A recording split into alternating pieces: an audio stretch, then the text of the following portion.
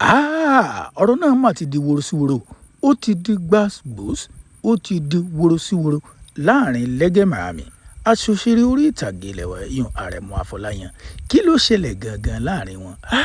Ẹ̀yin olólùfẹ́ mi, kánnakánná ti ná mi ẹ̀gà, ìjà ti dé tàbí kí n ní ìjà ń bọ̀ láàrin Lẹ́gẹ̀màámi. Ẹ̀yin náà ti mọ̀ pé Lẹ́gẹ̀màámi, èmi Lẹ́gẹ̀màámi ni wọ́n ń sọ, èmi Lẹ́gẹ̀màámi ni wọ́n ń sọ, ọmọ tán sọ tí kàn sọ tán, ọmọ ọ̀rẹ́ Ṣèyí Tinubu. Kí ló ṣẹlẹ̀ gangan? Gbogbo yín náà lè rántí pé níjẹta àwọn òṣèré orí ìtàgé ilẹ̀ wa wọ́n kóra wọn jọ sábẹ́ Lẹ́gẹ̀màámi tí wọ́n ti polongo ìbò fún ààrẹ eyín Bọ́lá Ahmed Tinubu pé kó máa sọ níbi tí wọ́n ti ń kọrin pé on your mandate we shall stand, on your mandate we shall stand, Bọ́lá on your mandate, Bọ́lá on your mandate, Bọ́lá on your mandate we shall stand. Ṣé ẹ mọ̀ yìí pé ọ̀rọ̀ náà di yánpọnyánrin níkànnì ayélujára? Lára àwọn tó wá sọ̀rọ̀ níbi campaign náà ni Àrẹ̀mú Afọláyan wà. Kí l'Àrẹ̀mú Afọláyan sọ àti pé kí ló dá wàhálà lẹ̀ tí Lẹ́gẹ̀màámi fi jáde tó fi sọ̀rọ̀? Ẹ jẹ́ n kọ́kọ́ mú láti bẹ̀rẹ̀ pẹ̀pẹ̀ kó lè bá yé yín kẹ́ ẹ lè mọ bí à ń lọ. Níbi campaign náà, Àrẹ̀mú Afọláyan sọ àwọn ọ̀rọ̀ kọ̀ọ̀kan tí àwọn ọmọ Nàìjíríà ti bẹ̀rẹ̀ fi èpè ránṣẹ́ sí, gẹ́gẹ́ bí wọ́n ṣe fi èpè ránṣẹ́ sí Ọláìyá Igwe nígbà tó lọ sí ọ̀dọ̀ Yemọja tó lọ ṣàdúà pé kí president ó wọlé lọ́dún 2023. Kí l'Àrẹ̀mú Afọláyan sọ? Ó gba máìkì, ó sọ̀rọ̀, ó ní wípé ara àwọn nǹkan ribiribi tí Bọ́lá Ahmed Tinubu ṣe ni pé ńgbà tí bàbá wọlé, gẹ́gẹ́ bẹ́ẹ̀ ṣe mọ̀ pé oníṣòwò lòun tó ń ta mọ́tò tó ń ra mọ́tò. Bàbá kọ́kọ́ sí bọ́dà èèyàn Dubai tó jẹ́ pé àti lọ ọmọ kọjá ó padà dìrọ̀rùn fáwọn. Ó ní nǹkan alákọ̀ọ́kọ́ tó ń fi gba ti bàbá Tinubu nù tó ń fi campaign fún. Ó lẹ́lẹ́ẹ̀kejì ni pé tẹ́ ẹ bá rí òṣèré, tẹ́ ẹ bá rí akàròyìn kan tó bọ́ sí orí ẹ̀rọ ayélujára tàbí tó tiẹ̀ bọ́ sórí móhùnmáwòrán tó ní pé insecurity lórí ọ̀rọ̀ Nàìjíríà, tó ní pé báyìí kàṣà báyìí káwòdì ni, ó ní ẹ má tẹ̀lé o, torí pé ihun tí wọ́n kọ fún un ló ń ka. Nǹkan méjì ló sọ tó dá wàhálà lẹ̀ táwọn ọmọ Nàìjíríà fi bẹ̀rẹ̀ sí fi èpè ńláńlá náà fi bẹ̀rẹ̀ sí ránṣẹ́ sí. Eléyìí ló wá mú Àrẹ̀mú Afọláyan tó wò pé èpè yìí pọ̀ bó ṣe jáde láàárọ̀ nínú. Ó wá tọrọ àforíjì ẹ̀ṣẹ̀ lọ́wọ́ àwọn ọmọ Nàìjíríà, lọ́wọ́ Ìgbò, lọ́wọ́ Haúsá àtọwọ́ Yorùbá pátápátá. Bó ló ṣe sọ níbi àforíjì ẹ̀ṣẹ̀? Fídíò àforíjì ẹ̀ṣẹ̀ tó wá ṣe gan ló jẹ́ kí ọmọ erùn ọ̀rẹ́ ọmọ Ṣèyí Tinubu èyí Lẹ́gẹ̀màámi tó náà fi jáde. Kí ni Lẹ́gẹ̀màámi sọ?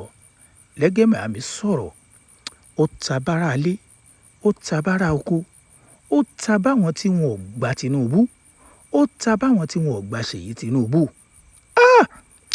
Ẹ wo, ẹ jẹ́ mú láti fídíò Àrẹ̀mú Afọláyan.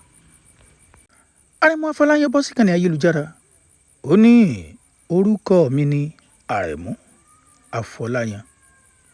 Ó ní lákọ̀ọ́kọ́ mo wá tọrọ àforíjì ẹ̀ṣẹ̀ lọ́wọ́ ẹ̀yin ọmọ Nàìjíríà, ẹ̀yin tẹ́ ẹ fẹ́ kí Nàìjíríà kó máa lọ síwájú. Ó ní lórí ọ̀rọ̀ fídíò tẹ́ ẹ rí mi, àwọn kan ní mo ti gbowó. Ó ní rárá o, mi ò gba kọ́bọ̀ lọ́wọ́ ẹnìkankan láti sọ̀rọ̀ tí mo sọ. Àrẹ̀mú Afọláyan wá lọ sórí ìkúnlẹ̀, ó ní mi ò dẹ̀ṣẹ̀ o, mo kàn go wrong ni. Èpè pọ̀ látọwọ́ ọmọ Nàìjíríà. Àrẹ̀mú Afọláyan wá ní lórí ọ̀rọ̀ insecurity tí mo sọ, tí mo ní pé ẹni tí bá ń ka news fún yín ẹ má tẹ̀lé. Ó ní tí mò ń gbìyànjú àti sọ ni pé insecurity ọ̀rọ̀ Nàìjíríà, ìjọba ò rí nǹkan kan ṣe sí. Ó ní fàpẹẹrẹ ẹni tó jẹ́ ọ̀rẹ́ tímọ́tímọ́ òun, màmá rẹ̀ wọ́n jí gbé tó jẹ́ pé àwọn gan àwọn ṣe ìlà ìlò inú ìlà ìlò ló bọ́ sí fáwọn. Ó ní sóun wá yẹlẹ́ni tí ó mọ̀ sọ yìí pé kò sí insecurity lórílẹ̀‐èdè Nàìjíríà, ó lóun ò tó bẹ́ẹ̀ láti sọ. Ó wá bẹ̀bẹ̀, ó bẹ ọmọ Nàìjíríà lórí ìkúnlẹ̀ pé ẹ dákun ẹ dáríjì mí.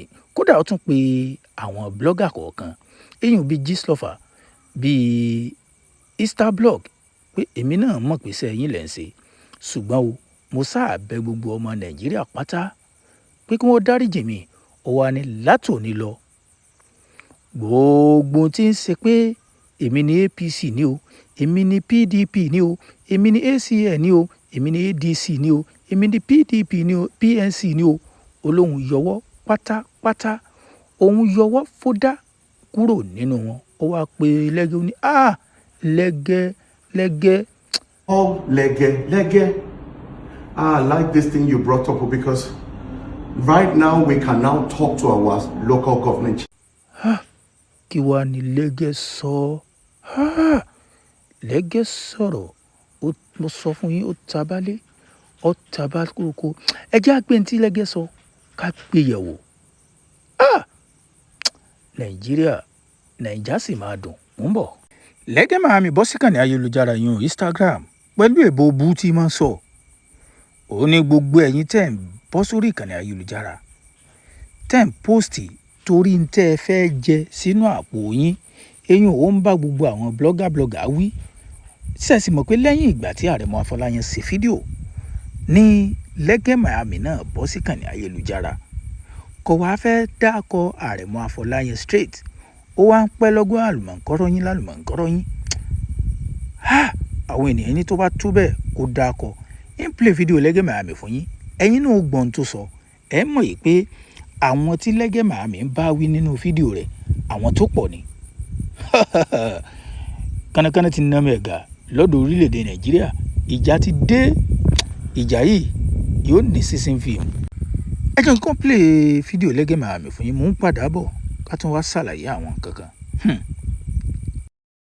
100% Nigerians, you can only convince just 1% in Nigerians with your platform. And that one that call himself, what's it called? Advocate. I don't know if he's advocate. We never confirm what he call himself. We don't know yet until come and say I'm so person. You understand? If na activist or advocate, I don't know yet. Me, when I know English, I go let you know say in no wise. That one you will get platform, you get page where they post. You they post because of your own pocket. You don't post because of better Nigeria. Sure, you understand? I started again. We don't start. You that you call yourself, you think that you will be making video to be convincing.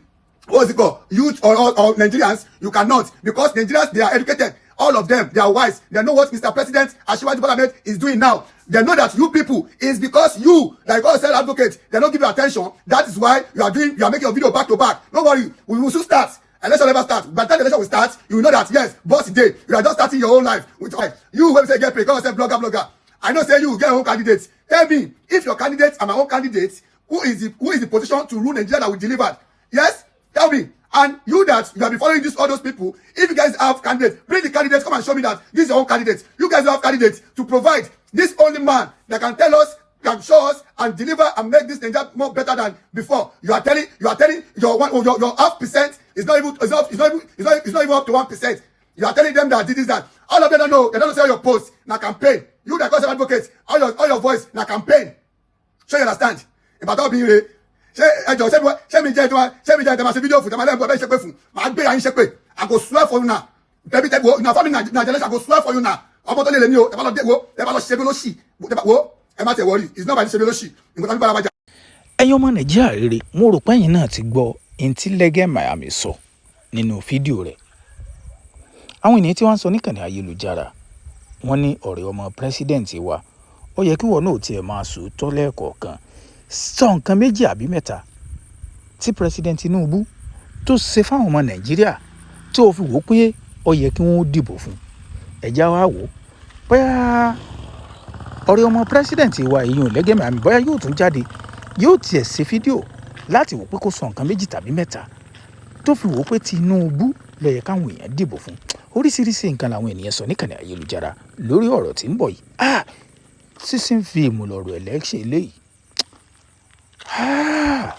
Kí lè rò tí lórí tí Lẹ́gẹ́ Miami sọ àti pé àwọn ènìyàn sì ń wò pé ṣé ká gbẹ̀bẹ̀ Àrẹ̀mọ Afọláyan àbí ká má gbẹ̀bẹ̀ rẹ̀. Àwọn kan ní tọmọdé bá ti mọ àbí tí oníṣẹ́ bá ti mẹ̀sẹ̀ lẹ́sẹ̀ àlejò ọpẹ́ lórí ìkúnlẹ̀, ọmọdé mẹ́kọ́ jẹ kó má ra lọ́wọ́. Àwọn èèyàn ní ìgbà tó ti bẹ̀bẹ̀ tó sì sọ pé òun ti yọwọ́ òun fódá, òun ò tún bá wọn pèpè àbòsí kan tàbí kóun ò tiẹ̀ tún wá máa ṣe politics kankan mọ́, ó ní ó ti tó. Kí lèrò tiyín lórí ẹ má gbàgbé ẹ subscribe kẹ́ share fídíò.